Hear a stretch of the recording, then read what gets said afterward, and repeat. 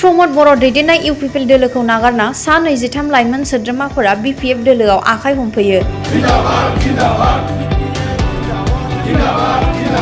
बाक्सा जिल्लानि 21 नं सालबारि बियाबनि खुस्राबारि प्राइमारियाव इउपिपिएल दोलोनि सा 23 लाइमोन सोद्रोमाफोरा हाग्रामा महिलारि दैदेननाय बिपिएफ दोलोनि आसार खान्थिखौ मोजां मोननानै बिपिएफ दोलोआव जयनिं जाफैयो।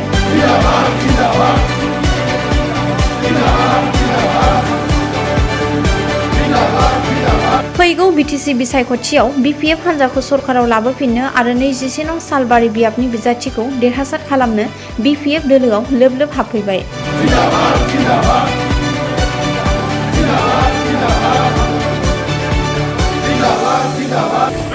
नं सालबारि समस्थियाव मामोन बे राजथामोल खुस्राबारि प्राइमारियाव जोंहा इउपिपिएल नि टटेल 23 सा इउथ्सफोरा आंजों जइन लादों आरो बिथांमोना दासो सानना मोनदों जे जोङो मानो बिपिएफखौ मदद होनांगौ। थ' बेनिखायनो बिथांमोना आंखौ लेंहरनानै आखाइ हमदों आरो फैनाय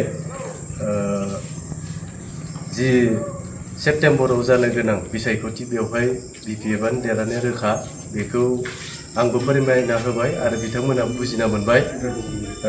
बेखिनियानो लोगोसे आंबो बिराद गोजोननाय मोनदों बिथांमोनखौ लोगो मोनफैनानै आरो जइन होखांनानैबो आंनि आंगोनि फंबायफोरबायदि आं बोजबनानै लाबाय।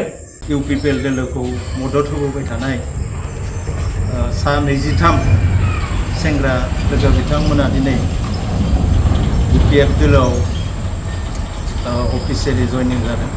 बिथांमोनखौ जों बिपिएफ दोलो हिसाबै दिनै जों बिपिएफ दोलोआव बरायनानै लानाय जाबाय।